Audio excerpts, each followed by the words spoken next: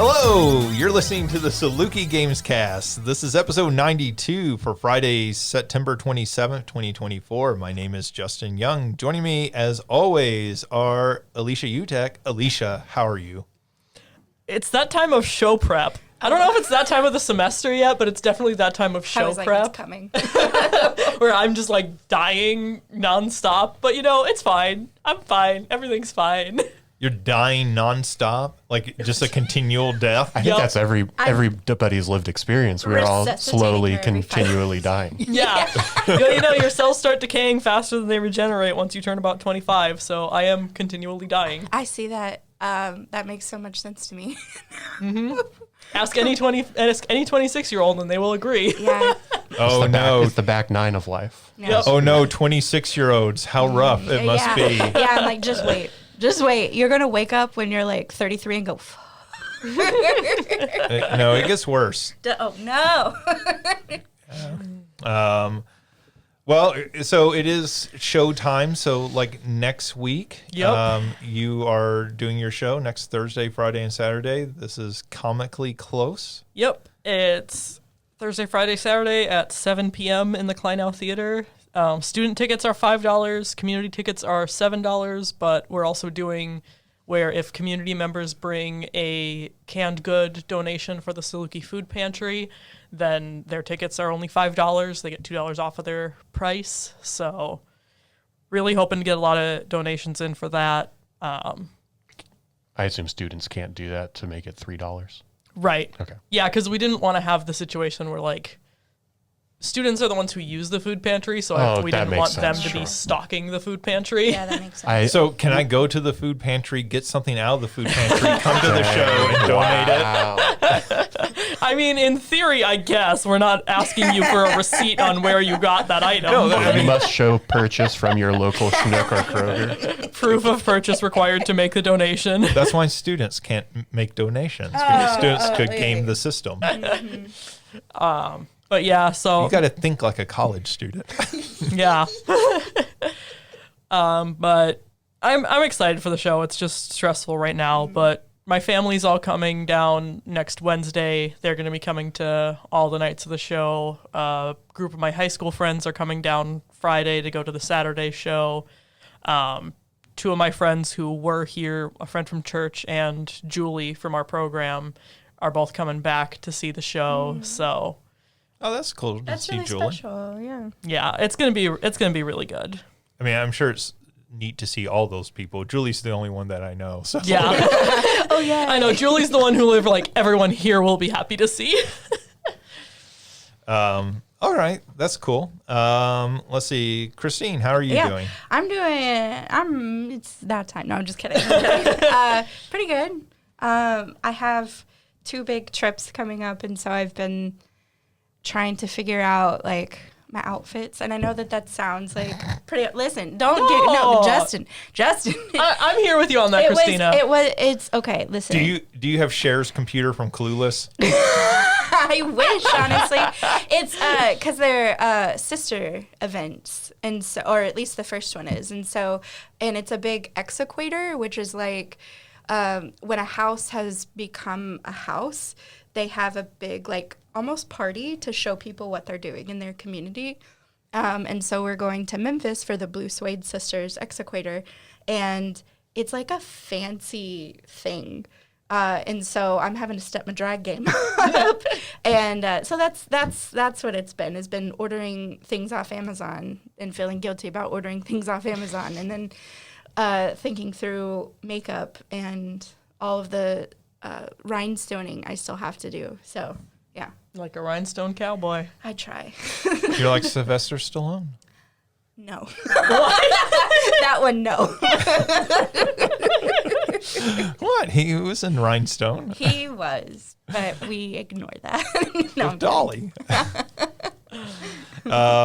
All right, and obviously, as we were talking about before the show, you have a new podcast? Yes, so I'm being elevated from novice sister to fully professed sister, and in doing that, you have a capstone project, very much like a dissertation or a thesis, and so my novice project is to create a podcast called Holy Spectrum, which is about queer spirituality, which can range from like stuff that's going on politically that's connected to queer folks in religion/spirituality, all the way to telling stories about like queer elders that are spiritual figures, what have you. And so, yeah, so I just launched the first episode of that like a week or two ago.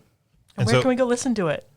On Spotify and Apple and Amazon and iHeartRadio. Yeah. Holy Spectrum. Yeah, cool.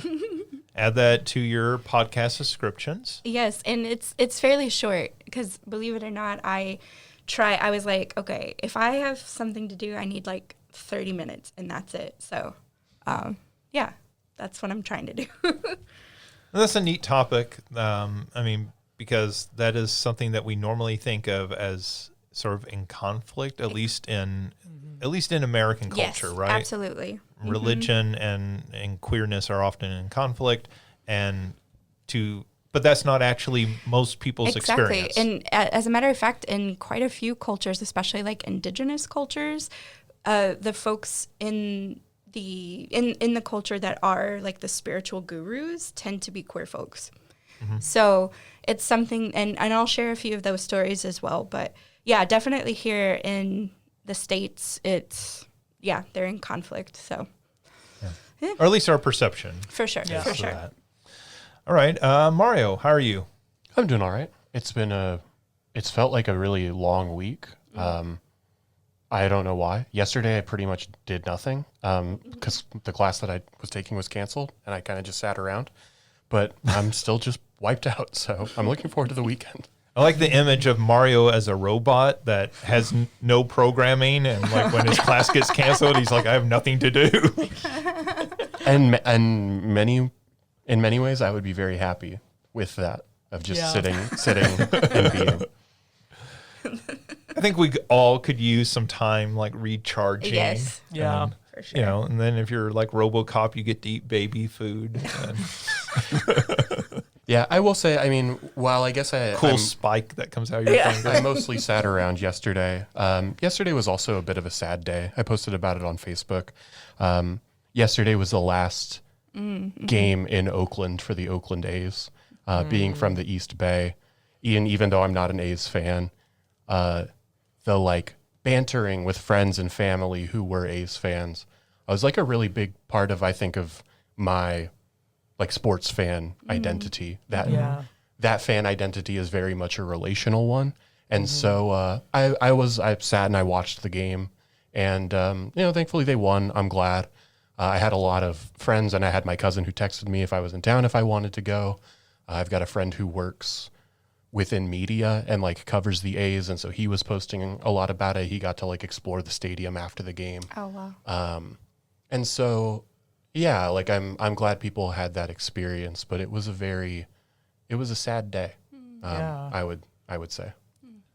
And it's just sort of crazy to think about because, this was a city that at one point had a professional team in every major sport. Mm-hmm. Like going back to outside of hockey. Yeah, but but back in the 70s. Oh, sure. They had the Seals. Yeah. In recent history, they have lost 3 professional teams in the last 5 years. Wow. Yeah. The Warriors moved to San Francisco, but that's a different city. People who are working for the team are different people. The Giants aren't Oakland's team, right? The politics of the cities are different. The sort of class of, sort of like, what's the word that I'm looking for? Like socioeconomically are different. Yeah. And so it is. And it's, even as a Giants fan, it's upsetting because baseball MLB really didn't seem to care. Rob Manfred, the commissioner, when people like brought it up to him, he was like, well, we have another team in the Bay Area. And it's just like, there's been a long-standing rivalry between those two. That's like a misunderstanding, like the fandom stuff. That's such a... And so, it's been a hard few years because, this goes back a long time. The A's trying to move and trying to figure out a new place. I think there was always hope that they would find a new place in Oakland or find a new place in the Bay Area somewhere. Mm-hmm. But, for the next 3 years, they're going to be in Sacramento. So, they're still in the area, but it does feel Yeah, official. And we're talking about like one of the most successful teams, and they won 4 championships while in Oakland. They are one of very few teams to win back-to-back 3 in a row in the 70s. I mean, at least for the people in the Bay Area, the 1989 World Series is so huge because the A's and the Giants played each other, and that's when the Loma Prieta earthquake happened right before Game 3, and like kind of quite literally shook up that whole series. And so there's just so much history there that is in many ways feeling like it's being ripped out. And it's almost like hard and upsetting to watch even the game and like the ways that the A's were like posting all this, like, thanks to the Oakland Coliseum and we love you, Oakland. It's like, we're getting the hell out of here. And we've been trying to get out of here for the last 15 years, but you know, and so it's just like, it feels like manipulative to like, you know, they know how much the fans care and how much the fan loves them and how devoted that fan base has been. And so it was a melancholic day for sure. It's like having a going away party for the person who got fired. Yeah. Right? Like, you're like, none of this feels like, it feels disingenuous. yeah, none of this feels real or sincere in any way. Yeah. At least when it comes from like The management. the ownership, right? Yeah. The Yeah. players and the manager of the team, like he is a former A's player, played in Oakland. So, you know, I think he holds the city and the fan base very dearly. And he gave a speech after the game, which was really nice. You hear it in the announcers, the color commentator played for the A's. And so, and it's from Stockton, also, you know, sort of close to the Bay Area. And so, yeah, like I said, it was a tough day. Even though, yeah. Yeah, I mean, as a kid growing up who loved baseball, like growing up watching the Bash Brothers and Ricky Henderson and like those sorts of guys who are legendary, you know, players, and for that team to be gone, you know, it's one of those situations where sometimes you talk about something now and you're like, oh, right, well, you know, the Oakland Raiders and like how big the Oakland Raiders were in the 90s. Like everybody had those Oakland Raiders starter jackets and like how popular that was. And you try to explain it to somebody now and you're like, well, no, it's not the same. It's like, it doesn't have that same like feel to it. And, you know, to try to talk about the A's and like how popular they were and like how young and cool that team felt at that time, you know, which as a kid, you relate to that, right? The team, the youth team you relate to. And to see all that kind of, like you said, it's not wiped away. It's still there, but it won't ever be the same again. So, I mean, when they move to Las Vegas and become the Las Vegas, I mean, I guess they're going to keep them the A's, but like with a wink towards the Aces, I guess. That would make sense. Yeah, I mean, They already have the WNBA Aces there, I guess. They do. I want to say there's a minor league team in Reno that is also the Aces. Granted, those are far away, but I know the A's minor league team is in Vegas as well. They're the Aviators. That's what I was thinking at first, but those are different. But yeah. Yeah. All right. Not a whole lot going on with me other than just juggling a lot of stuff, getting prepared for different things. Is it that time in the semester, Justin? No, it's not. It's going to be. Yeah. In about another month or so. It'll be that time of the semester for me. But like for right now, it's pretty laid back. So not a whole lot to like share about it. But after last week's episode and our very special guest of Oreo Coca-Cola, we have a very special guest this week. Thank you to Christina of Coca-Cola Oreos. And she's doing her ASMR. ASMR. I'm going to open them.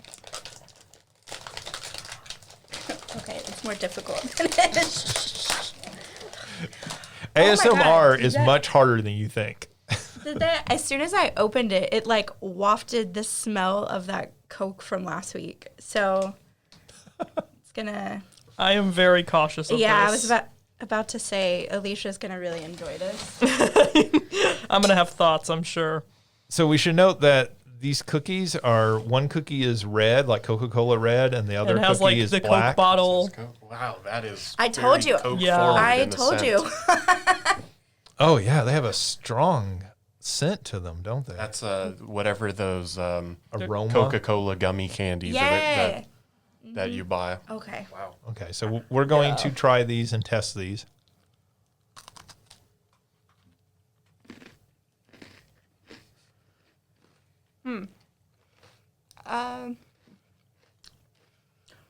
You know when your grandma bought the off-brand Oreos?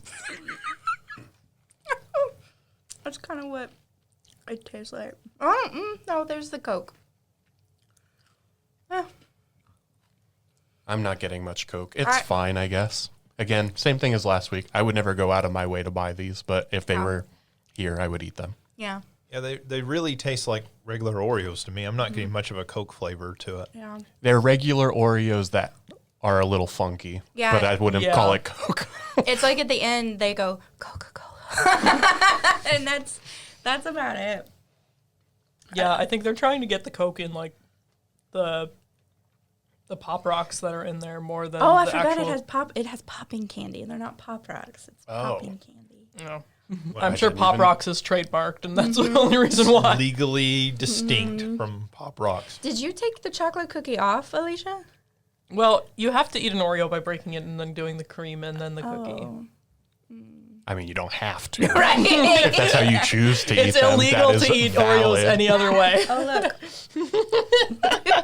Y'all are lawbreakers. I'm amazed I'm the only one who did this, who broke it and went for I'm it. not. I'm amazed that nobody brought like a jug of milk to. Honestly, I thought about it, but I was already here and it's raining.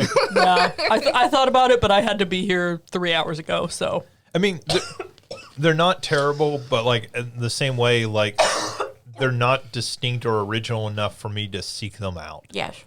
So like they're kind of like, I think funky Oreos is maybe the best description. So if you really want some Oreos that will listen to George Clinton with you, get the Coca-Cola Oreos. They're funky. Oh, all right.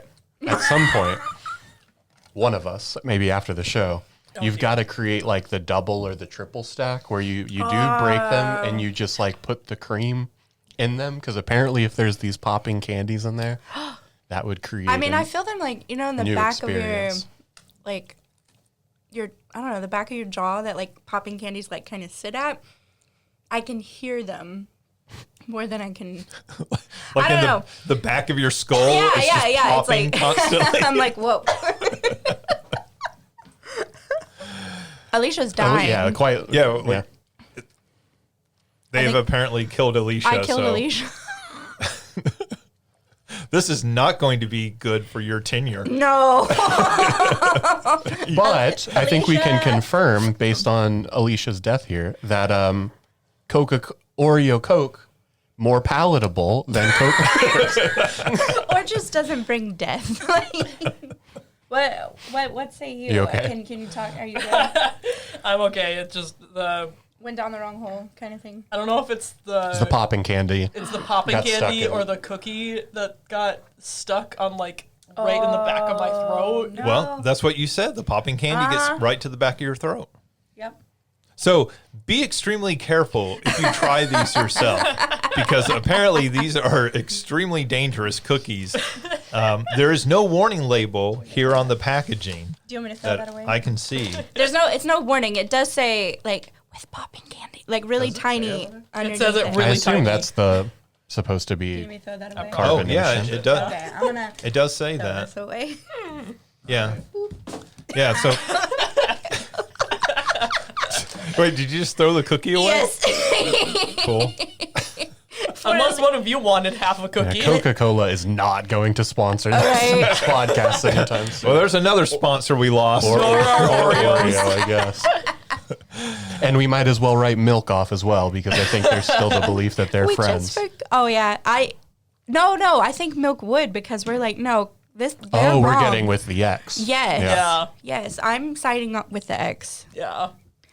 got to be just plain milk and Oreos. Yeah. This is an abomination. I wouldn't go that far. I think your experience might be unique. I also study religious rhetoric, though, so Would you dip a Coca-Cola Oreo into milk? No. Wow. But see, I Just wonder. straight up and not eating those again. I wonder what happens if you dip a Coca-Cola Oreo into Oreo Coca-Cola. That's it. It's like the Exodia effect of like we've completed the combination. We've unlocked the true power. yeah. Or does Alicia's like whole head just explode? Do Pretty two close. wrongs make a right? It's is a what we're religious asking. experience, I think. No, especially because like I'm sure the Coke like activates the popping candy in a particular way. That's well, probably, Justin, you've got Coca-Cola right there. You should tell us. but it's not It's an not an not. Oreo Coca-Cola. Yeah. Whoa, Alicia. Whoa. Let's not get out of hand here, okay? Yes, how dare we propose mixing Coca-Cola Oreos with Coca-Cola? Yeah, well, thank you for bringing these. Yeah, of course. These are I'll say fun thank you to for your try. sacrifice. I'm going of- to take them to the brown bag that I have after this and make other people try them. I'm not going to say anything. I'm just going to go, well, just try it. Just, Yeah, you gotta like fold back the top. So. Yeah. Well, Yeah, I guess but- there's a red cookie on there that says Yeah. Coke, so it's not exactly a surprise. Yeah. But yeah, it's. That sure is the thing that exists. I'm glad I purchased one package. See, this is the benefit of getting an academic job is you can ask your students, ask with like big scare quotes around it, your students to try Coke Oreos.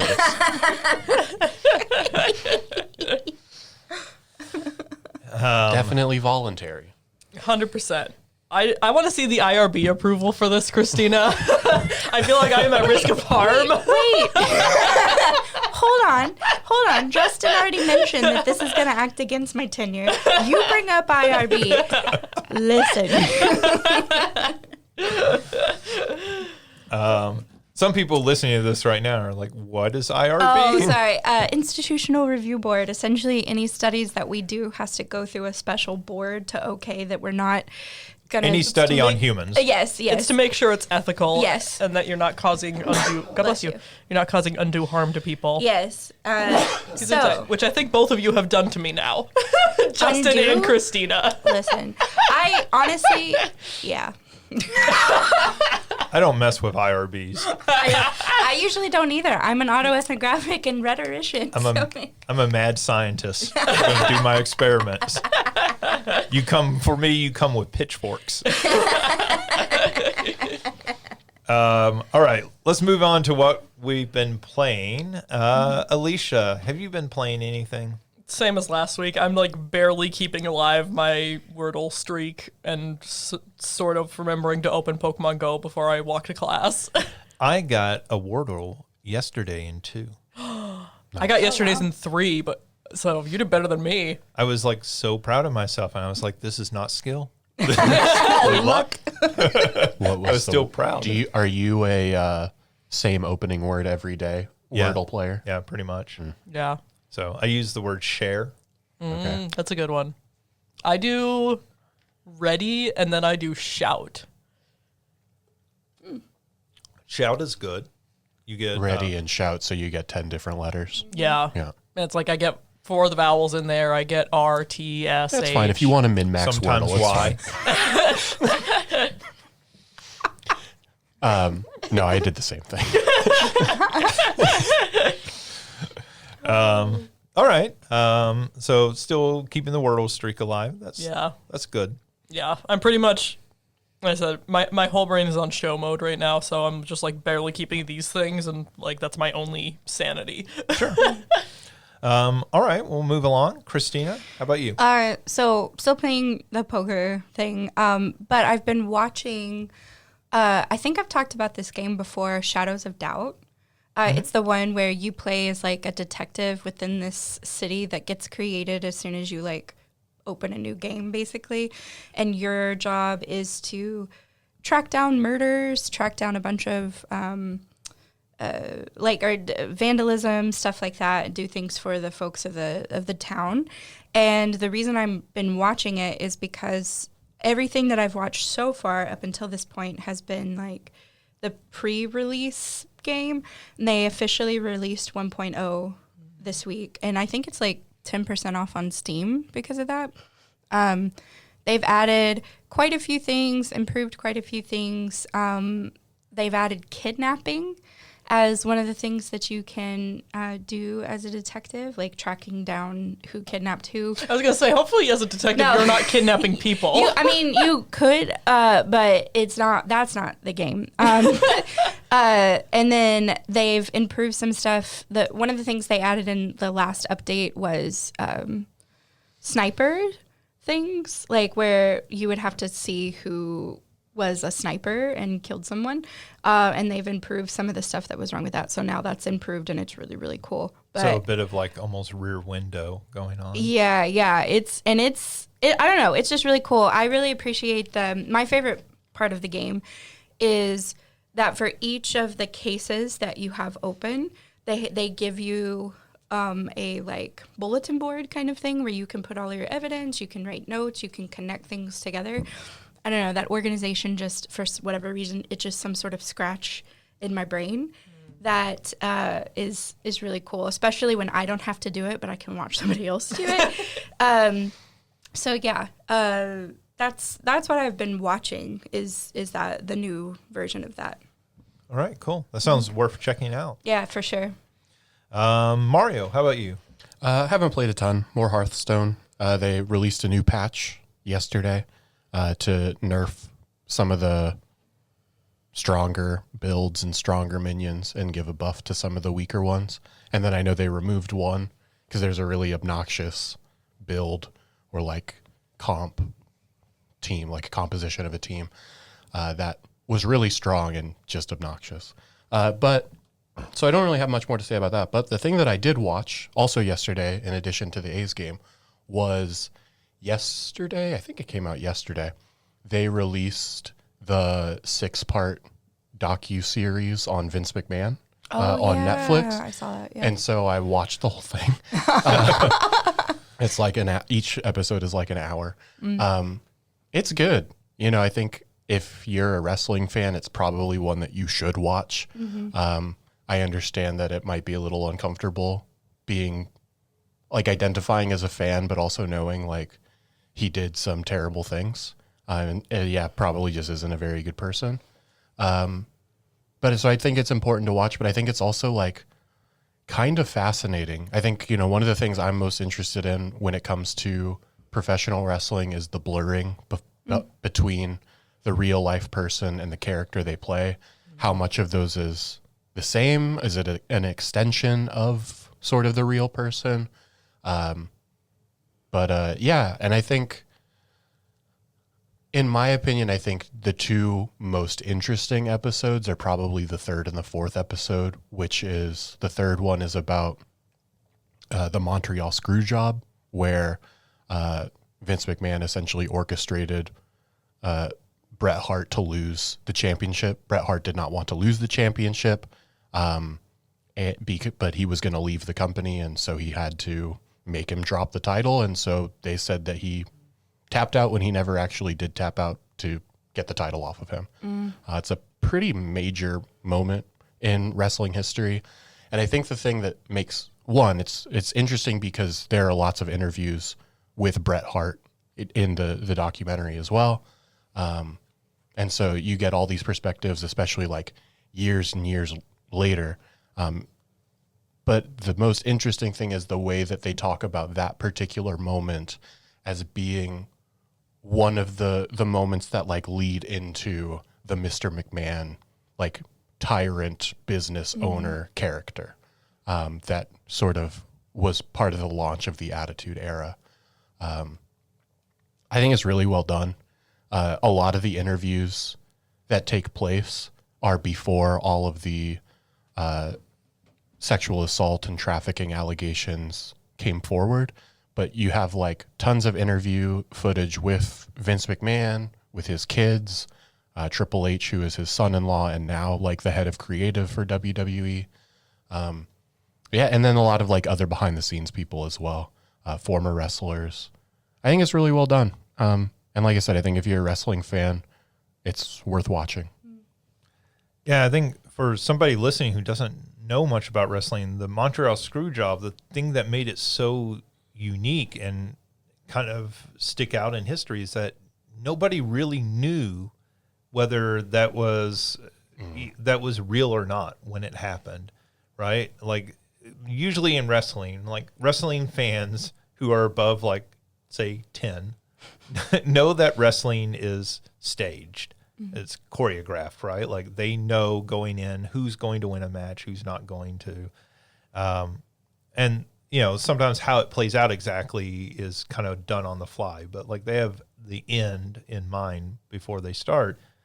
And that was basically Bret Hart flipping out and trashing the set because he felt like he got screwed over, like the ending that he was supposed to win that match, and then he got screwed over. But then people were like, oh, wait, are we getting played?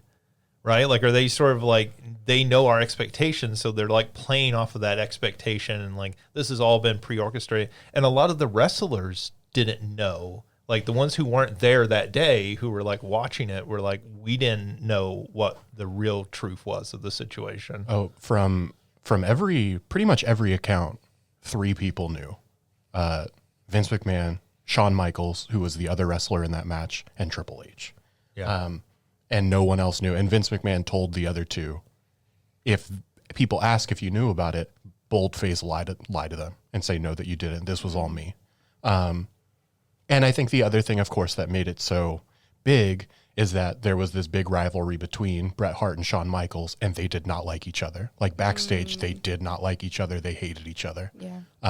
And, you know, all of the sort of belief as well, and Shawn Michaels says this in the documentary, he says, I don't think Bret really would have had that big of an issue dropping the title. I think he just didn't want to lose it to me. Because of how much he didn't like me, and he owns it. He's like, and I was not a good person at that point in time, as well. It was also in his hometown in Canada. Not his hometown, but in Canada. He's from Calgary, but he didn't want to lose it in Canada as well. Other reports are from Brett as well said if it would have been the next day, I think they were in like Ohio or something like that. He said I would have no problem, would have been more than okay dropping it, but he didn't want to lose it to Shawn Michaels in Canada. Yeah. And so, like I said, I think it's like really interesting the way that they sequence these events into who like I said, this like tyrannical Vince McMahon, Mr. McMahon character was. And I know Justin and I, we were talking about it before our class today. Going back and watching that, like that is probably when at least WWE was at its peak, at its most popular, especially like in popular culture. And so like he is such a foundational part of that, obviously as the creator, but as like one of the main villains of that period of time, that it is. It's a little hard and uncomfortable at times to like know this is maybe some of the things that were happening behind the scenes, or certainly later that would happen later on as well. But like I said, I think it's good. I think it's worth watching. Certainly if you're a wrestling fan. Secondly, if you're just a fan of like popular culture and like how that played a role just in like other cultural aspects generally. And third, just if you're interested in documentaries, I guess. Yeah, we talked about, you know, it's that separating the art from the artist, right? Like here he's playing this character. You don't think that's who he really is. And to find out that's who he really is like this very weird thing to go back and watch those old wrestling spots where he's being super misogynistic and sexist and stuff. And to find out that, you know, he was abusive towards women working with him, you know, it's a different situation, but it's sort of like going back and trying to watch The Cosby Show now. Yeah. Like, was a show I loved as a kid. I grew up watching The Cosby Show, and now I can't go back and watch it because that image of Bill Cosby is in direct contradiction to who we now know he really was. Yeah. And at least Vince is sort of playing a version of who we now know who he really was. But, at the time you were like, oh, he's playing a caricature, right? Like this isn't who he really is. And I think the frustrating thing is when they asked him about it, he says, "Oh no, I'm nothing like that character." But then every other wrestler that they interview is like, "How much of it is that?" And they're like, "I mean, it might just be a slight exaggeration, but it's not much of one." So, I mean, those are some also just the juxtaposition of them asking Vince a particular question and then them asking the same exact question to people that worked with him. That's cool editing too. I like that. Yeah.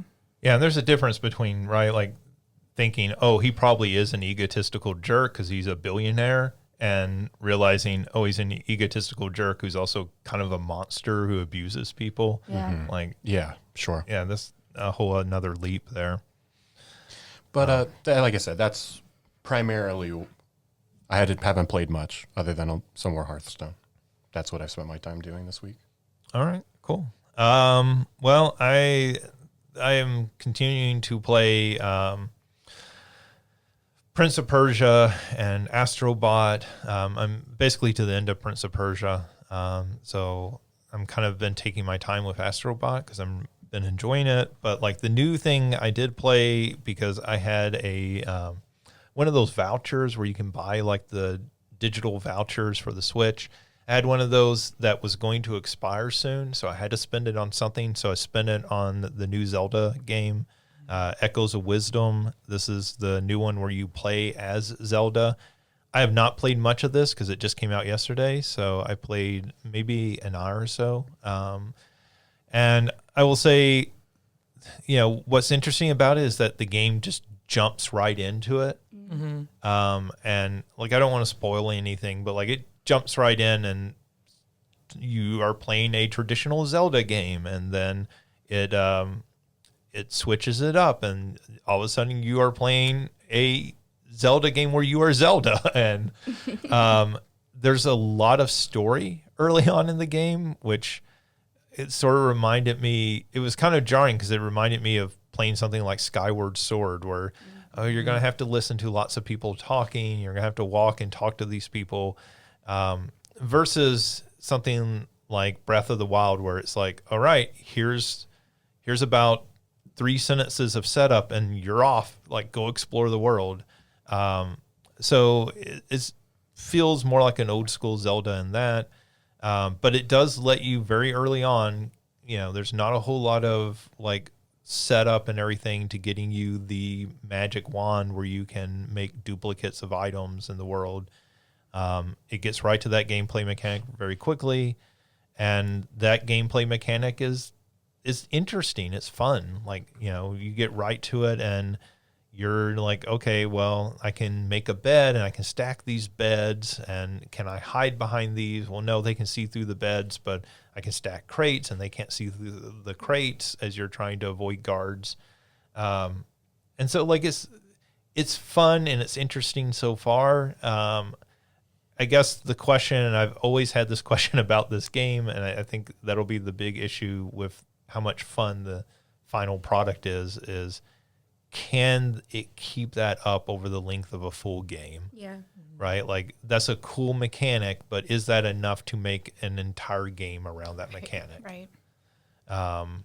And so, like, that part I don't know, but it's a very good-looking game. It has that like cute, all the characters look like sort of like Playmobil characters, toys. And so that, what I've played of it so far, I've liked, but I haven't played very much, so I can't really give a full formed opinion. So that does it for what we've been playing. So let's move on over into the news. And it was a big week for PlayStation news. So there was a PlayStation State of Play the other day. So this is always weird. PlayStation has like multiple levels, degrees of their pre-recorded video announcements. And if you're not really into this, I think it's completely understandable. You would not keep these straight. But like Showcase is their big shows where they show off a lot of first-party software. This is a State of Play, which is usually sort of their contractually obligated thing where they sign a co-marketing deal with some publishers. And so as part of that, hey, we're going to put a bunch of these trailers together in a video and use it as a marketing tool to help promote your game for the PlayStation. Yeah. So we were not expecting, or most people were not expecting much first-party news, but they did drop one really big piece of first-party news, something that we knew they were working on, but like this was the first we've seen of it. So they showed off. I have heard this pronounced, but I'm not sure. Is it Ghost of Yotei? That's how I. Yotei. Oh. Is it Yotei? If it's pronounced the way that it's spelled, it would be Yotei. Okay. Yeah. I think Yotei. So this is their Ghost of Tsushima sequel. So we knew that they were probably working. I don't know if they've ever said they were explicitly working on a sequel, but what we basically knew, they were making a sequel, Sucker Punch. This is a new game set in that universe with a new female character at the center of it. And the game is slated to come out in 2025. You know, Ghost of Tsushima is one of the most beautiful games ever, and specifically for the PlayStation 4. And this looks like it's picking up right from that. And it's a gorgeous looking game, what they showed off. Absolutely. Yeah. You know, you're not going to believe this, but there is already backlash on social media on the fact that it is a female character this time. Yep. You know, they're going woke. I can't believe PlayStation is going woke and putting a girl in a game. Which is ridiculous. Like, I just got done binge watching Blue-Eyed Samurai, which like won an Emmy for I think it was animation, that kind of stuff. And it's primary. I mean, this is a tiny spoiler. You find out quickly. But the main character is also like female, and so it just, those things existed. It's just not as well documented. I don't know. It's ridiculous. So we have this story later in the news, but let's go ahead and talk about it. Ubisoft has delayed Assassin's Creed Shadows to February of 2025. That game was supposed to be coming out, like review copies were supposed to be going out. And this week they announced, hey, we're halting sending out review copies of this. So people were like, well, what's going on with this game? Turns out that the game has been delayed from this fall into early next year. But there's been a lot of controversy about that game because one of the characters in that game, well, there's one character that's black that people have been very upset about, the idea of a black samurai in the game. So yeah, like, you know, I feel like these are drawing ire for similar reasons, right? People are mad that there's any diversity in these games, that they don't fit the like standard sort of generic ninja, samurai, whatever stereotype that they have in their heads. I think this game looks really cool. Yeah, it does. It looks, I at least visually, it looks like a good successor. Obviously, we don't know too much about like how the story is going to play out and everything, but yeah, visually it's stunning. And I mean, I really like Sucker Punch's games. Same. Like, I think they make really cool games. Going back to the Infamous games, which I think are very underrated. So that was the big news. They showed off some DLC for Astrobot. That included 5 speedrunning levels, plus some additional new hidden bots that you can rescue and discover in the game. That DLC is coming out in October. There is more DLC coming out later this fall. I should note that's free DLC. It's not something that they're selling. They showed off Horizon Zero Dawn Remastered. That's coming out on Halloween, of all things, which is a weird release date for that game, I feel. If it's a game for the girl, like we talked about how those particular games like have a huge like woman following. So does Halloween. Like, you know what I mean? Like the spooky, I love that you're trying to justify their ridiculous choices. Listen, the spooky girls who are gamers are gonna be like, oh heck yeah, Like, I don't But know. I feel like the spooky girls are going to be busy on I Halloween. was gonna say like, you do November 1st. dressing up and the younger ones, yeah. The older ones, we're going to dress up and go sit on our couch and play video games. and occasionally hand out a miniature Kit Kat. Exactly. Even if the kids even show up. Or I may go through them by the time the kids get there. Wait, that's for later in the podcast. We're going to talk about snacks. I forgot. But yeah, Horizon Zero Dawn Remastered. This is obviously Horizon Zero Dawn was a PlayStation 4 game. This is a remaster. They better graphics and everything. It looks nice, but that game already looked really good. Yeah. So, it's a weird thing. It's a weird thing for them to remaster that game because there's a perfectly good version of that game you can play right now. It works fine. Yeah. They've already ported that game to PC, so they're not doing it for that purpose. There's other PlayStation 4 and PlayStation 3 games that seem like they would make more sense. Well, and I think this was either last week or 2 weeks ago we talked about this. Yeah. I think the fact that you can play it on a PS5 already, Right. Yes. Yeah. right? If you're remastering a PS3 game, which you can't play on a PS5, that makes total sense to me. But Absolutely, like yeah. the fact that you can play the vast majority of PS4 games on a PS5, that doesn't make a ton of sense to me. Yeah. And, if it was a game that needed a lot of work, right? Like sometimes with these remasters, they go back and they really update the controls or something, especially older games that feel very, like the control scheme is antiquated or something. It's not Sure. the way we do control schemes now. Yeah. I guess, yeah, I feel like But this is such a recent game. one generation probably doesn't need much of a remaster. I could see, and I think, and I'm going to contradict myself, I feel like the Wii U to the Switch is an exception. One, because of the lack of popularity of the Wii U, but also you can't play those on the same Right. system. Exactly. Yeah. And most people didn't own a Wii U. Yeah. Right. And so like if you could play Wii U games on the Switch, I would probably say the same thing. You don't really need to re-release them. Yeah. Do we need to re-release Switch games onto the Switch 2? Probably not. Not unless they are completely different, like cartridge or CD system or something like that. If that's the case, yeah, I could certainly see them doing that. I think it would be a bad decision Yeah, Yeah. for sure. for them to make. But if it is a different, like you cannot read Switch carts on whatever the new system is, I feel like it would make sense. But in this case, I just don't fully understand the decision. We should note that this is a $10 upgrade if you already own the original Horizon Zero Dawn. That's Okay. a That's nice better decision than for them doing to it make. Yeah. for $60, even if you have it already. Yeah, But- I mean, it's something, right? Yeah. Like there is them throwing some bone to fans, but like, yeah, I completely agree. It doesn't make sense. I feel like there's other things that would make more sense to remaster. Those PlayStation 3 games that are unavailable.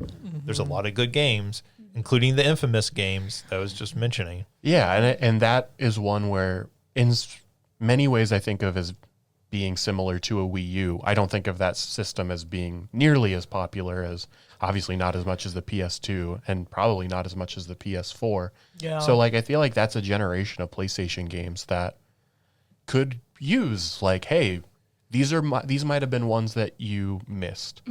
People are familiar. Yeah, The Last of Us and Grand Theft Auto 5, but like here are the other things that were on that system that were pretty cool. Yeah. Let's see. Speaking of Horizon, they showed off some more of Lego Horizon Adventures. That is coming out November 14th. That continues to look like a Lego game. Yeah. I mean, I don't say that disparagingly. I just No, think no, like yeah. you know what you're getting out of that Right, game. right. If you like those Lego games, it is more in the style of the Skywalker saga, the one that they put out, the new Star Wars one. So it does have that kind of more advanced gameplay and everything. They gave us a release date for Monster Hunter Wilds that is coming out February 28th. And yes, if you're starting to say, hey, that sounds like a lot of games are slipping into early next year. Yes, a lot of games are slipping into the first couple of months of next year. So it's going to be pretty crowded there. That game continues to look amazing. Yeah. I'm not really a Monster Hunter fan, but maybe I'll give this one a try because it looks really good. Dynasty Warriors Origins has a release date of January 17th. It looks like a Dynasty Warriors game. Not a whole lot interesting about it. This one was really interesting looking. The Midnight Walk is coming out next spring, and that is a claymation style game that they were showcasing. It is also a VR mode available in that game. You can play it in VR, but like the graphics themselves look like you're looking at some sort of claymation animation, you know. To date myself, whenever I think of claymation animation, I think of the California Raisins. But, you know, Wallace and Gromit for a more modern reference. You are dating yourself because I think Wallace and Gromit. Hey, look, I heard it through the grapevine.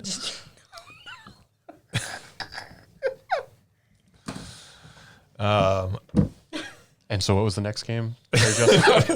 I'm just proud of, like, I may have been the one to finally kill Alicia. Her reaction to that joke. Oh, I'm watching the trailer now for Midnight Walk.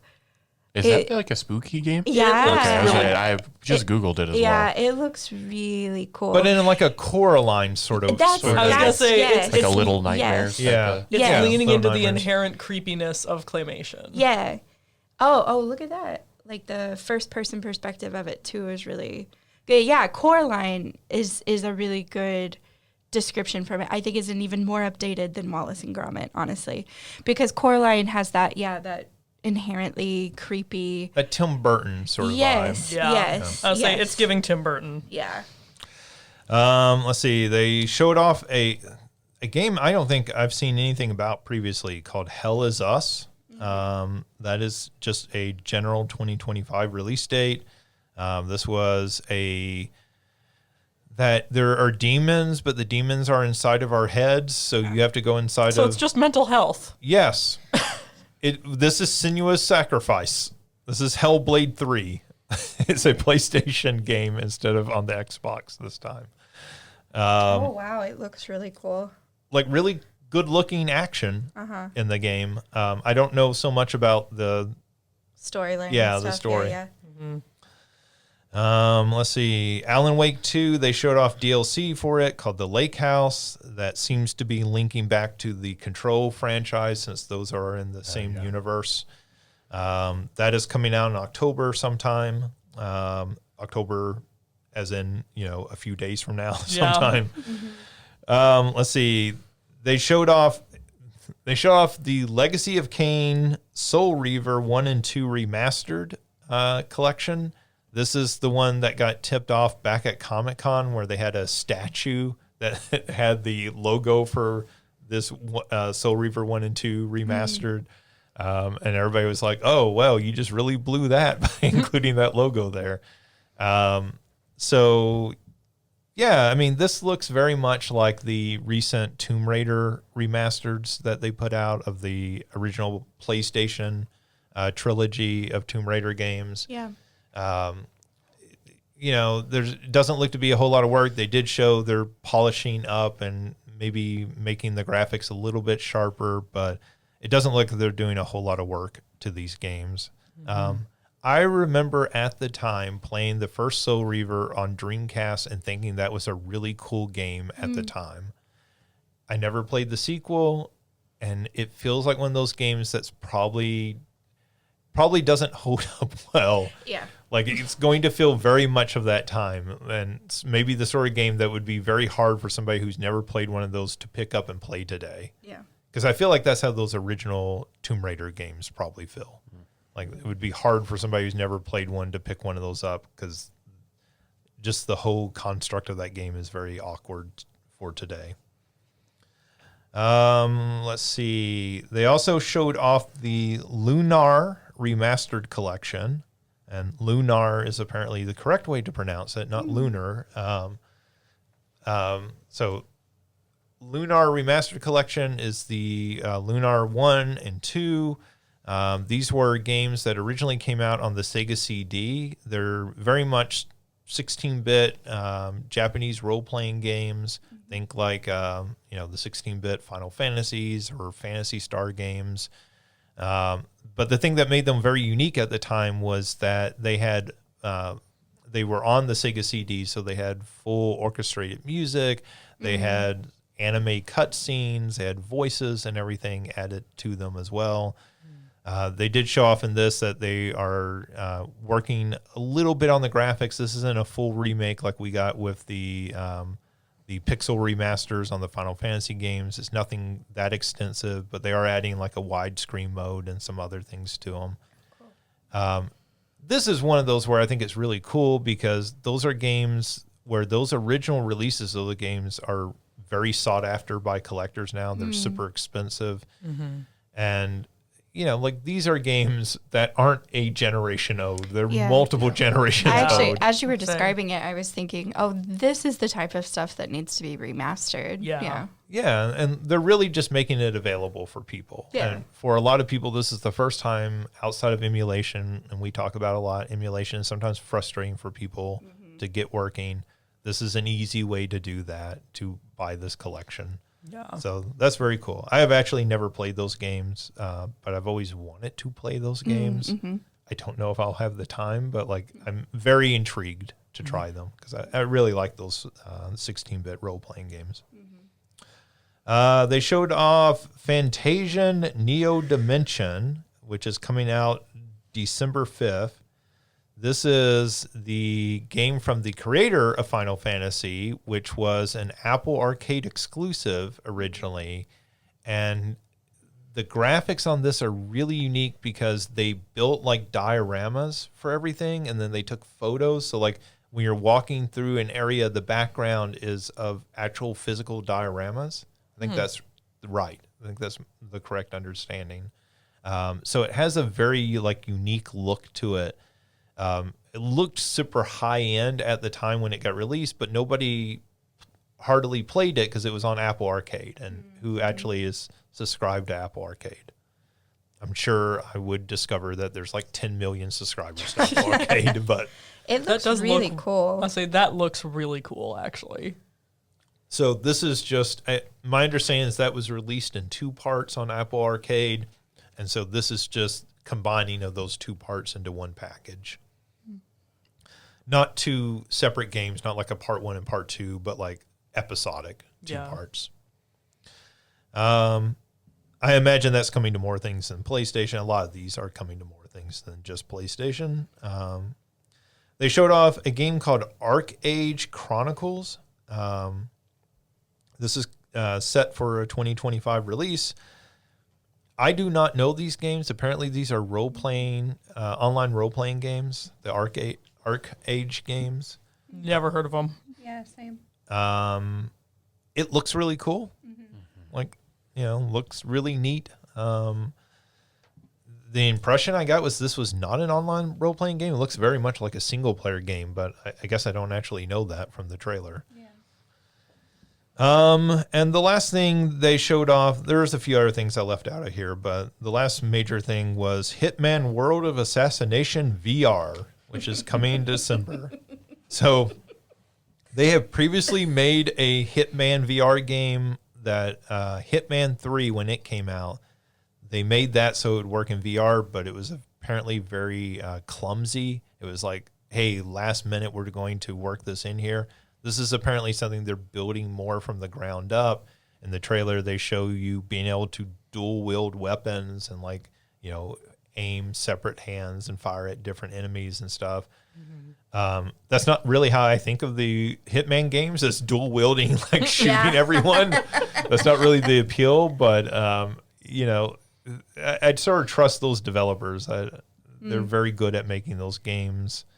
So yeah, I mean, I'm not gonna lie. My experience with Hitman include watching mostly, right. And it includes the streamer that I was watching, trying to do. I don't remember which one it was, but trying to do the one where you smack the guy with the fish and he falls over into the water. So when I think of Hitman, that's the kind of stuff I think about. That is it. I mean, it's very silly. It's a sandbox, very silly, almost almost like a comical, like as a setup of a game, Yeah. right? Because it really lets you kill people with just about anything. I mean, it is getting an exploding golf ball and trying to get the guy you're trying to kill to go play golf, right? So he will hit the exploding golf ball and it will kill him.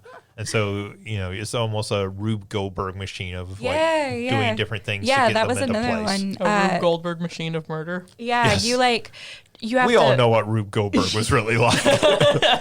Honestly, I would believe it. Some of those machines look a little torturous. I mean, he's Jigsaw, right? Yeah, exactly.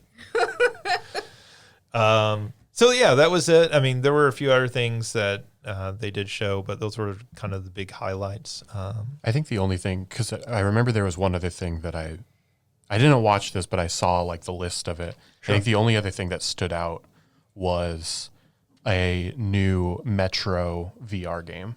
Because Right. I think, I don't know, people played the Metro series, but we've talked so many times about the PSVR not getting all the things that's a big series, and so for them to not as big as Horizon, but that has a pretty solid fan base, and Sure.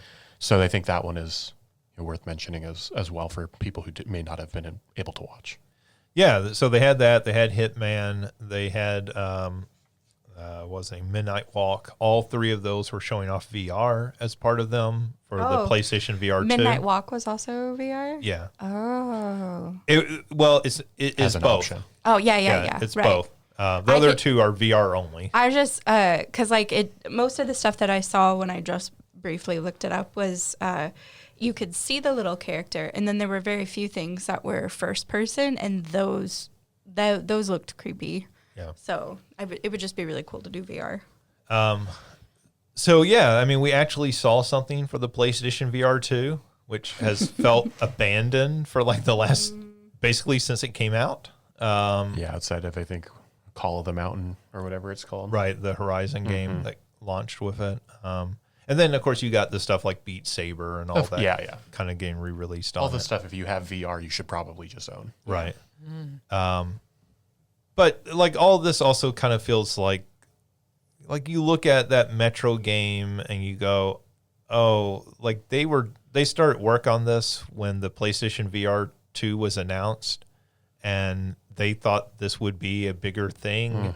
And like, there's no way they started on this game in the last year, right? Like, not only because they couldn't get it finished in that time, but like nobody is investing a lot of money in making PlayStation VR 2 games at this point. Yeah. I just can't believe that. Yeah.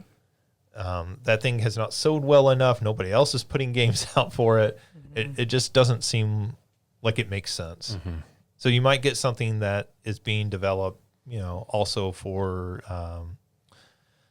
also for the Quest. Oh, I can't imagine Metro that's not a PlayStation franchise. So Right. that'll probably be available on everything.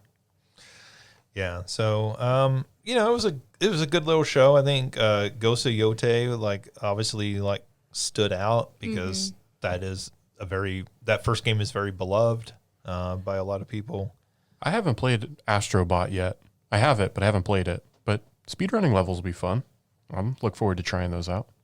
Yeah. So the original, the one that's built into the PlayStation 5 has Has speedrunning. those levels, yeah. Yeah. So, I think one of the things that I did think watching this was so many of these games are being built on the Unreal Engine, and so many of them just start to look alike.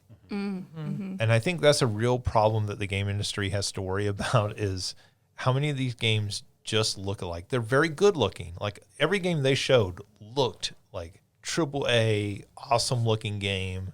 But like so many of these games, like Arcade and, Hell Is Us, and like, you just start to look at them and go, yeah, I saw that game, but I can't describe that game to you Yeah. because it looks like every other game announced. And so the games that do stand out are the ones that are like kind of weird, like the Midnight Walk.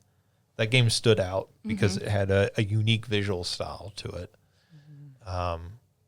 And I think that's a problem for the game industry.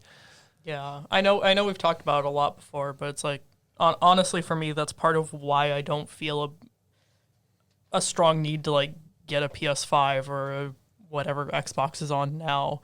Because it's like the Nintendo game, the Switch games are the ones that actually look unique, you know, and not that all of them are perfectly unique, but you get more variety. And I think part of it is because PlayStation and Xbox both have moved towards this, like, we're going to be hyper realistic, and then everything starts looking alike. And it's like, that's fine. Yeah, it's really good, but it's fine. That is kind of the problem when, like, your end goal is hyper realism. Everything starts to kind of look the same because it starts to look like reality, right? Even when you do something fantasy related, Right. I play to escape reality, so Literally. Yeah, and like, I mean, I'm hesitant to be like, oh, these games look bad because they certainly don't. No. They look amazing, but But it's just not special, like how it used to be, yeah, or like how it could be. There are if you some did that do. Like, I think the first game, the Ghost of Yotei that we talked about, like, yes, it does. just because that type of storytelling like lends itself well to that type of visual aesthetic, versus like the others that could have been told, like, I think would have been more special, like the way that you were describing it, if they were told in a different art style or something. Yeah, like this Fantasia Neo Dimension sounds really special because of the diorama thing. Yeah, or like I think yeah. about Cuphead. Like one of the things that makes Cuphead so special Is that art style. is the art and animation Yeah, style. that game, if it looked like a traditional side scroller, doesn't get nearly the attention. Agreed. Yeah. Like, I mean, it's a Especially good because game. it's frustrating to play sometimes. Yeah. Yeah. I mean, it's a good game, but like the art style goes a long way For sure. it.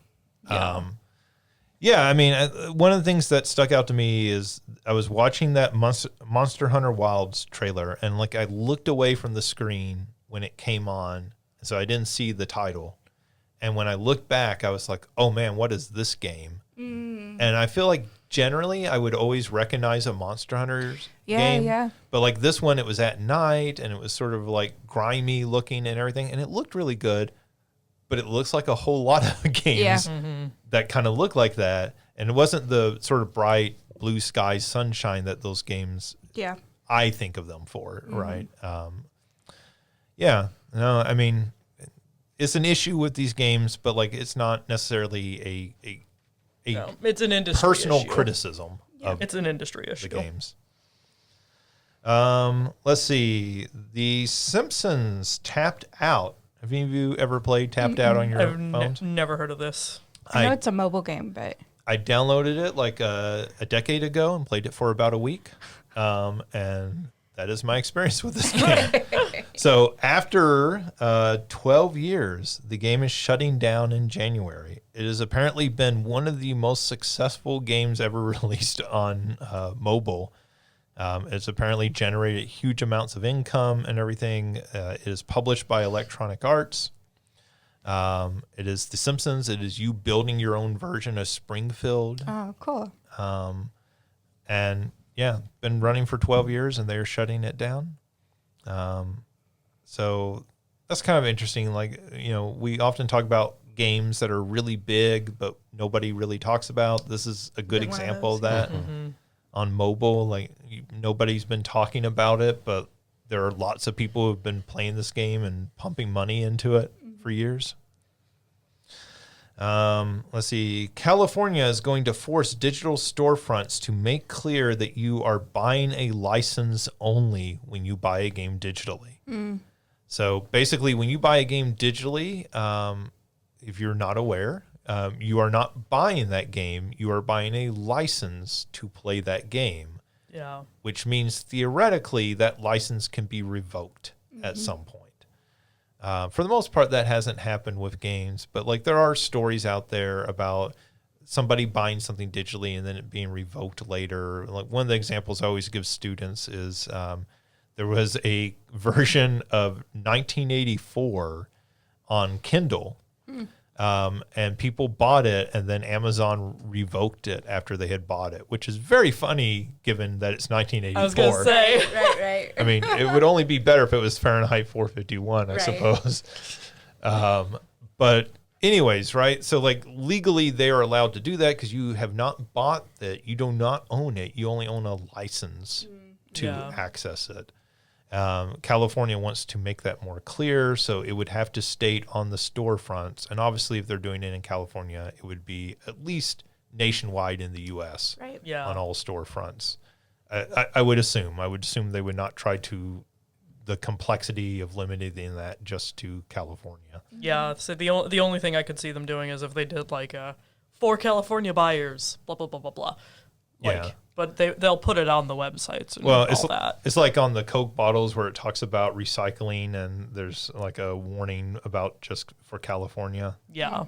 But I think this is a good Same. thing. Because like people don't realize that when you buy digital copies necessarily. So I think it's a good thing to make that more clear and hopefully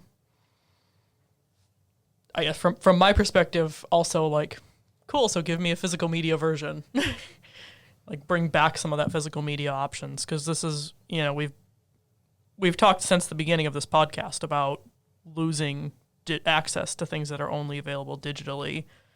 And so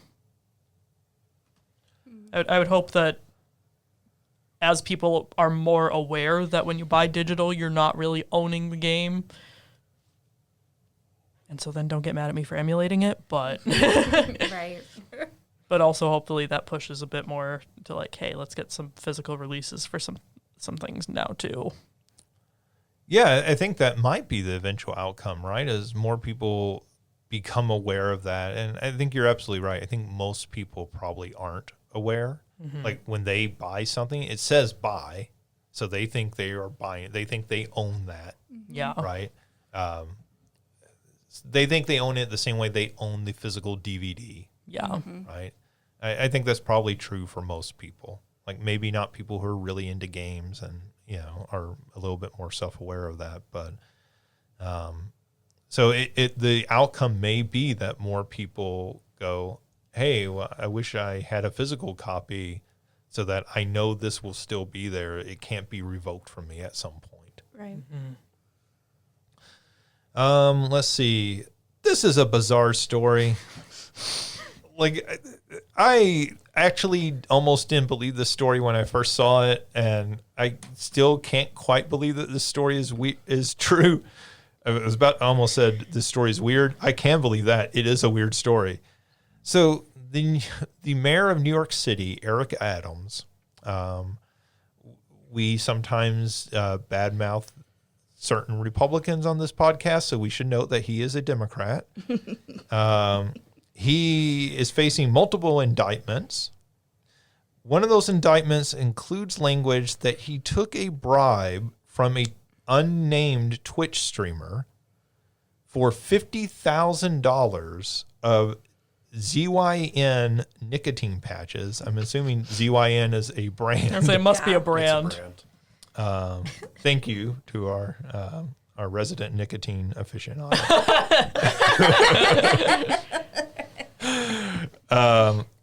So like that, this sounds like something straight out of The Sopranos, which is why it like kind of blew my mind when I was reading it.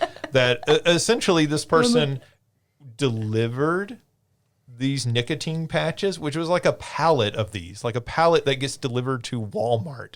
Yeah. Had a pallet of these delivered to a warehouse in New York as a payment, a bribe to Eric Adams. Supposedly, we should say, right? Like this has not been proven in a court of law. He's denying it. But, quote, for preferential treatment and future city licensing regulations affecting the gaming industry. What does that even mean? What?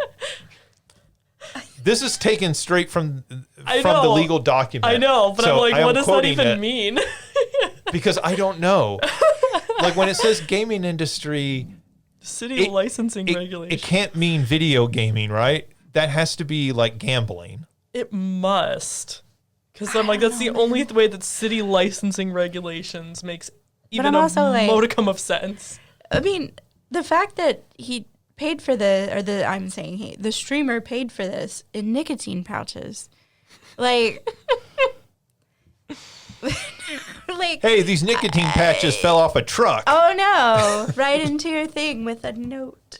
Are you Help imagining out it's like X's and O's? Yeah. Help the game industry. XOXO. Sign Ninja.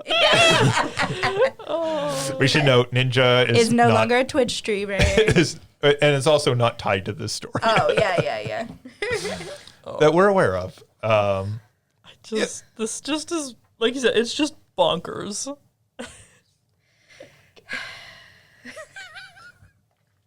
I just want to know what that means. Like, I don't even need to know who the Twitch streamer is. I just want to know what that means. Preferential treatment in future city licensing regulations. I mean, I guess just if anything comes across his desk that is related to the gaming industry, that's the part that gets me, is how vague gaming industry is. But if anything comes across its gaming industry that he side on whatever would benefit folks who are gaming. Right. This is, hey, if we want to open a casino, like, you will like give us preferential treatment, or if it's video gaming, which I suppose it could be, maybe it has something to do with, I don't know, opening up cyber cafes. Like, I don't know what gaming industry related would be. Yeah. That's why I say I figure it has to be gambling. Yeah. But It's just bizarre. I mean, this looks like a huge mess. This seems like Oh, I think it has to do with digital gaming industry, if that helps. okay. So So, like, esports or... I'm thinking online gambling. Okay. Says New York's digital games industry, a sector that plays a major role in our city's economy, supporting 7,600 jobs, 762 million in wages, and 2 billion in economic output. So gambling just online. Yeah. Yeah. Yeah.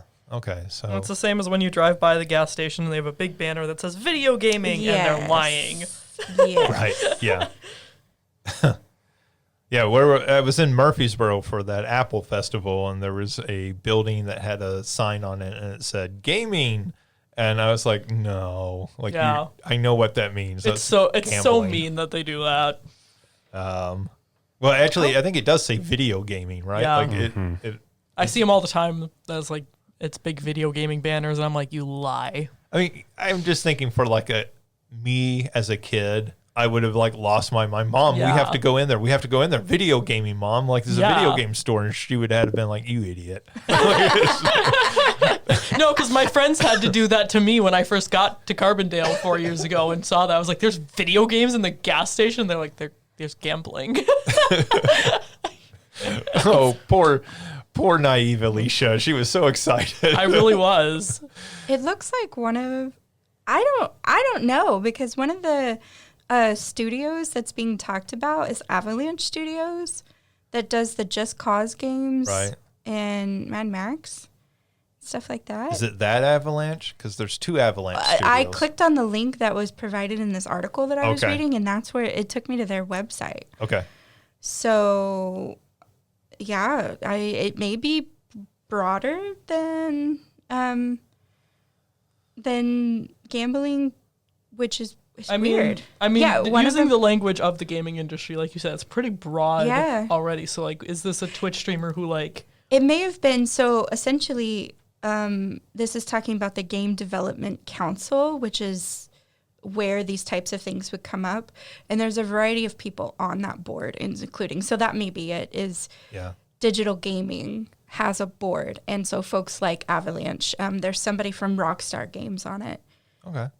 So Yeah, that would make sense. I mean, New Jersey, New Jersey had the whole incident where they was at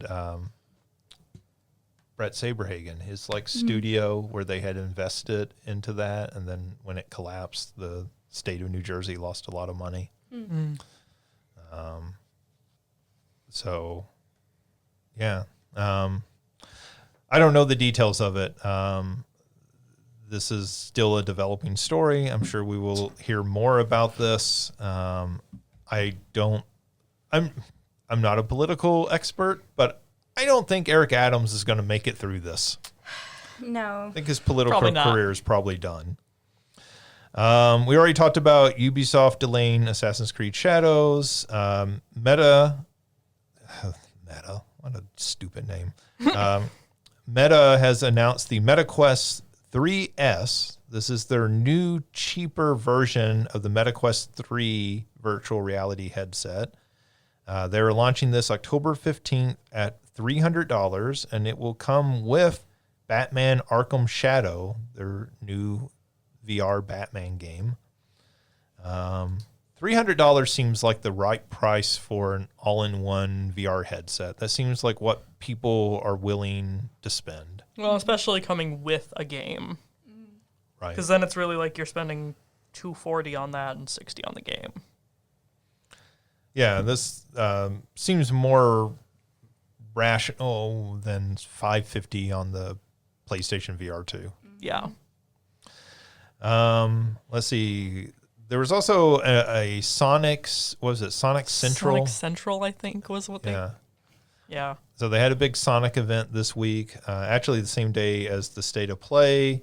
I think by far the biggest news to come out of that was that the Sonic Cross Shadow Generations game that's coming out this fall, that's the remake that they're adding Shadow content into that game. It is going to then, it has that Shadow content, so like a whole new campaign as part of that, is my understanding. But like then they're going to get DLC on top of that. That DLC ties into the Sonic 3 movie that comes out in December, and there are going to be levels based on the movie as part of that DLC. But the really big thing is they're going to have a redesigned Sonic that fits his look in the movie and is voiced by Keanu Reeves. Redesigned Shadow. What? You said redesigned Sonic. Oh, yeah. Redesigned Shadow.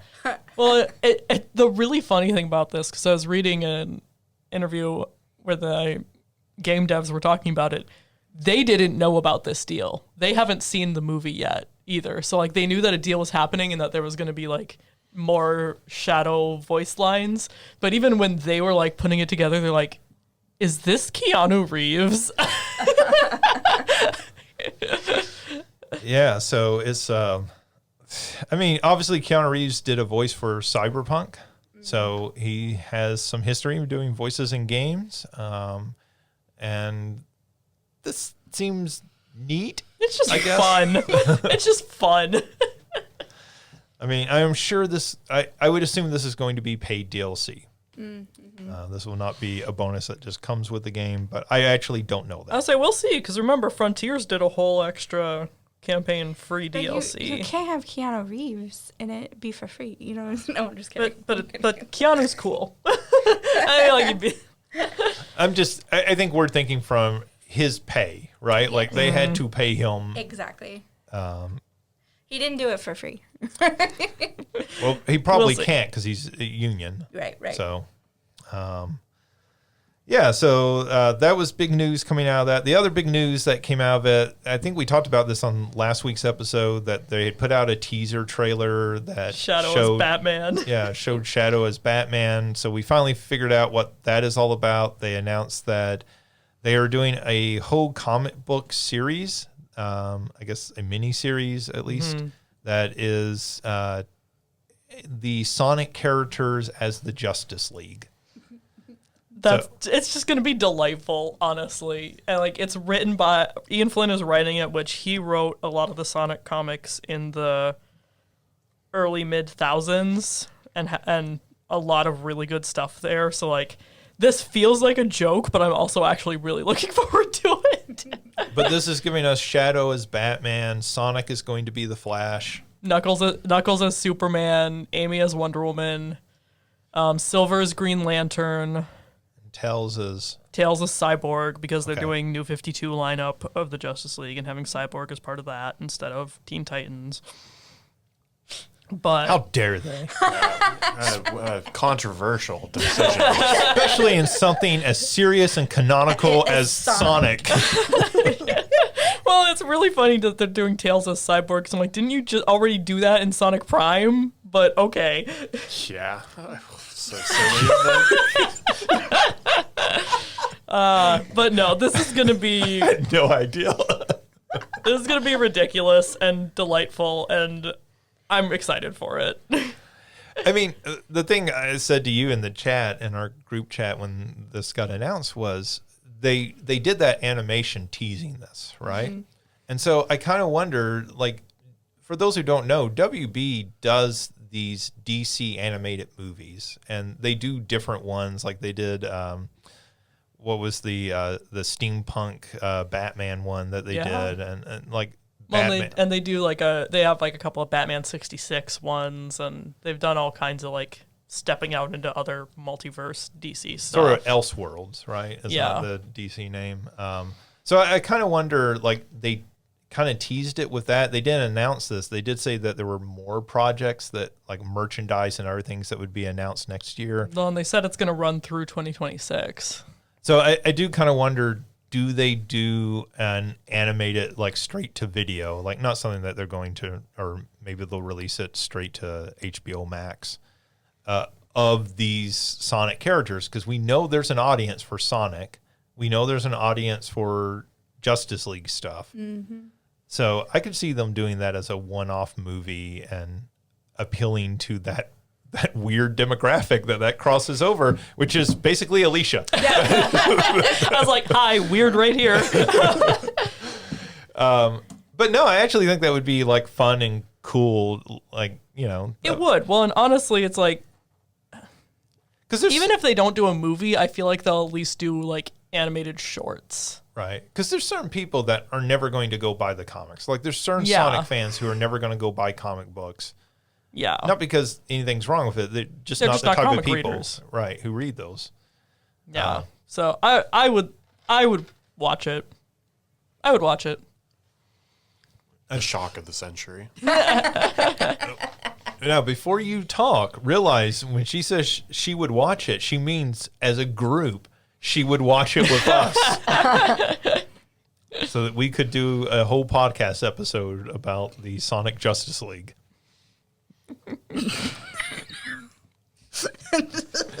And then she can tell us how this relates to the Prime depictions of the characters. Oh no. More trauma here. It's only fair. She choked on a cookie earlier for me. So all I'm saying is it no matter what, it will be better than Borderlands. Oh, okay. But I don't think you can guarantee that. Yeah. I think I can. I mean, remember, they made Sonic 06. Sonic 06 and Borderlands are about equally bad. Nah, Borderlands is worse. I will say at no point... Borderlands is like a competent film, for the most part, at least. Sonic 06 is a broken video game. Right. At no point during Borderlands did the film unspool and catch on fire. Yeah, nobody fell through the ground.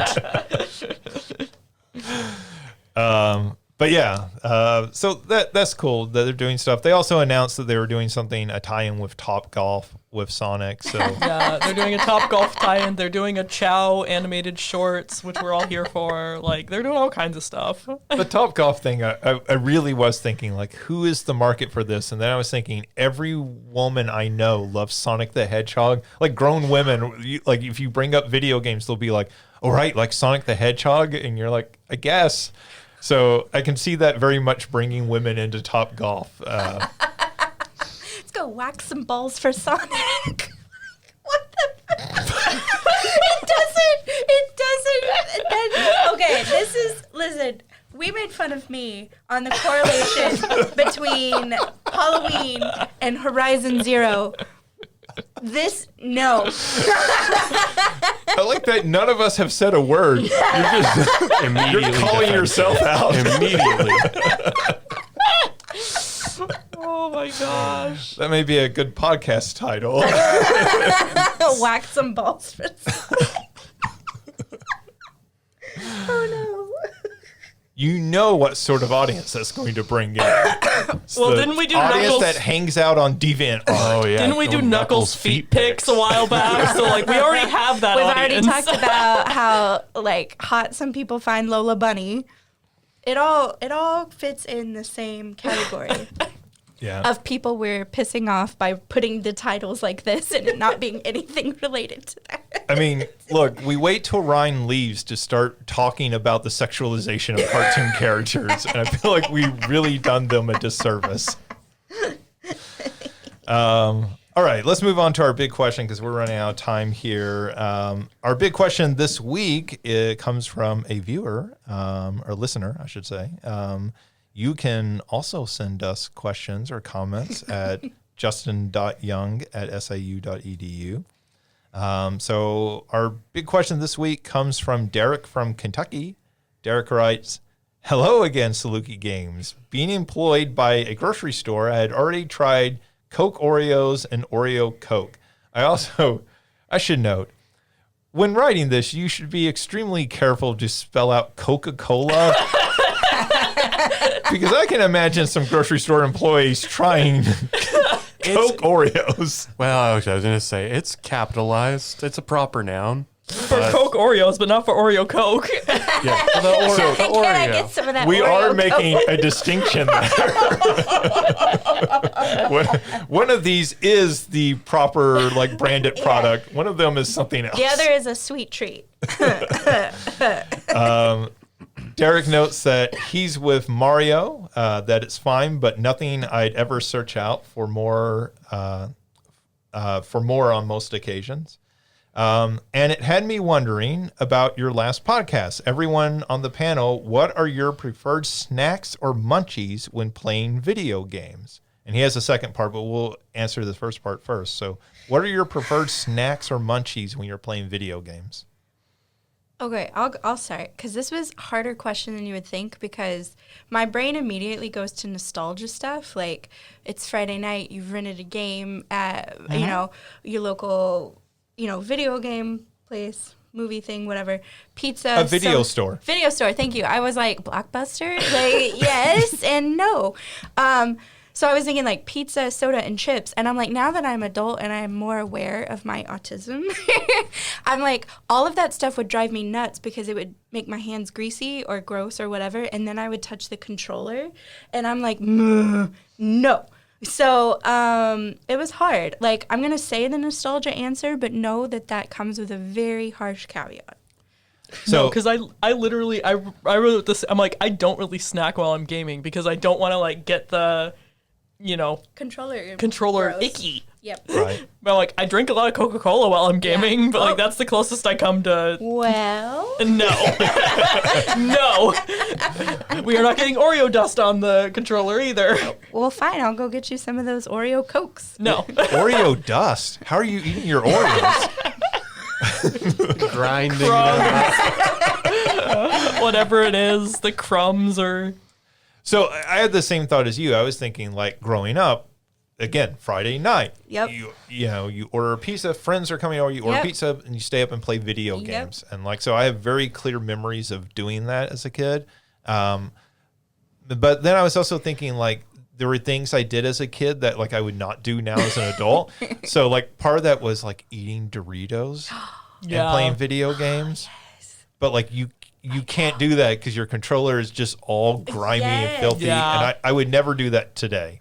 But I hated playing with my cousin because, he would be like, rom, rom, rom, rom, touch the controller, and I'd be like, Yeah. ugh. yeah, because then you have a Garfield controller. Yes. That's not And good not for a good anyone. way. The look Mario is giving you, Garfield Ray. controller. Because it's orange. From And the it's a little Dorito. fuzzy. All right, there you go. That makes sense. I just didn't need it explained. I felt the same way. For me, and that's why I would probably say pretzels. Yeah. Something that's not going to make your yeah, hands that's all smart. There's salt. Or candy. salt. But you could just there. You're done. No one's worried about the salt. The salt is connected to the pretzel.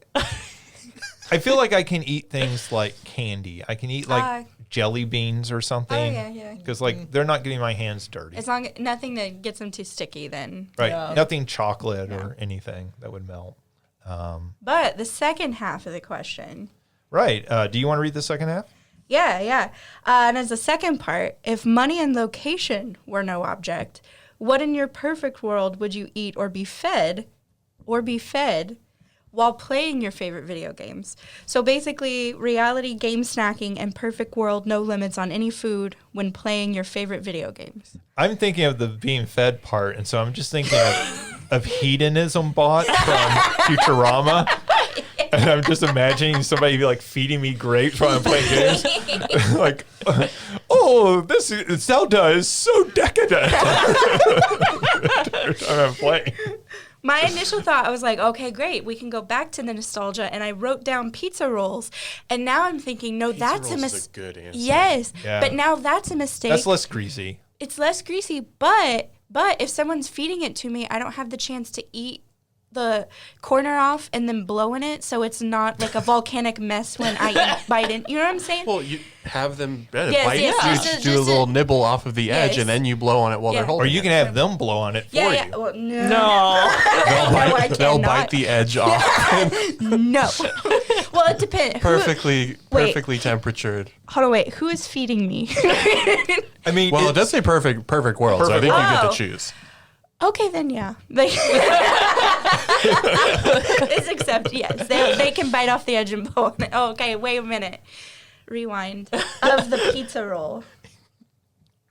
okay. I'm Are you done. going to tell us who this is in this I was like, perfect who world? is feeding you I've- at this It's I- Lola it's- Bunny. He said no Someone- restrictions. Someone dressed as Lola Bunny. Yeah, I'm done. Well, for an equally weird answer, I'll jump in. Equally? I've got I mean, because to me, it's still the mess. Yes. But like, if I got to choose, I would want to eat something like chicken wings, and so somebody can hold and my chicken wings while I'm eating them. Sorry, I just pictured your face and just like, blah, blah, blah. Yeah, sure. It's not my controller though. It's not on my control. But their hand isn't very like steady, so it's just like wiping it all over your face. You know what? That's a hard job. They're doing their best. Yes. Okay. That or well, I won't describe. Whoa. Where was that going? yeah. I was just saying because, like, I mean, I think it would be awkward like this, but I think if you like had somebody wrap your arm around you, So they're giving you a sort of Heimlich maneuver. yeah, exactly. feeding You know, like, That's the way I give my cat medicine. Can they make like little airplane sounds as they like a little head rub. Good job. Are they also rubbing your neck like I do my cat to make sure they swallow? Sure, that sounds fantastic. Oh no. Oh my gosh. In that case, I have an answer. I am playing a game. Natalie Portman is feeding me. She can feed me whatever she wants. She can put me in a headlock while she does it. I'm good to go. Derek said a perfect world. Okay, in a perfect world, she's in her Princess Amade costume.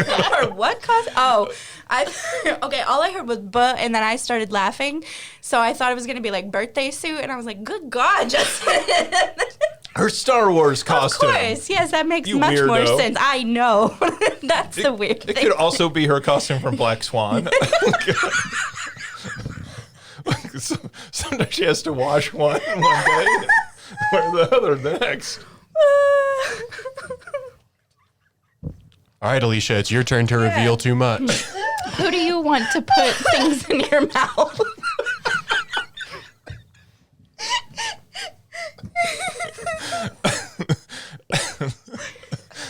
Do you want to pamper you like a cat? Hold on, then. No, I can't even. Y'all have like these But you- detailed, thought out answers. Yeah. I was like, I don't know, maybe, like, I wasn't even thinking about being fed. I was just like, I don't know, for any snack, I guess chocolate, if it's not gonna melt on my fingers. I mean, that's just M&M's. Yeah. Like, I was not going. We can do love a that practical answer too. Yeah, good. Good answer. Family Feud. Good answer. Good answer. Somebody on this panel has to not be weird and gross. You were really into the Sonic thing, and we were all laughing at you, and now we got it returned back to us. So that's She turned out to be the most normal after all. Oh my gosh. Who could have seen that twist coming? Thank you for that, Derek. That was a great Yeah. question. Derek, thank you for causing a bunch of chaos for us. I know it's not as good as OJ doing it, but Well, it is OJ in our hearts. yeah. Yeah, so that does it for this week's episode because several of us have to get out for a meeting, so we need to wrap things up. But thank you, Derek, for the question. Again, email us if you have suggestions for our big question or any other questions, comments that you want to send us, and we will try to read those on the podcast. Thank you to Mario, Christina, and Alicia for joining me. Thank you to our listeners. We hope you have as much fun as we do recording this podcast. You can always check out more at salukigames.com, and we hope you have a really cool week. Play something really fun. Check out Christina's podcast. If you're local, come check out Alicia's show next weekend, and we will be back soon with a new episode.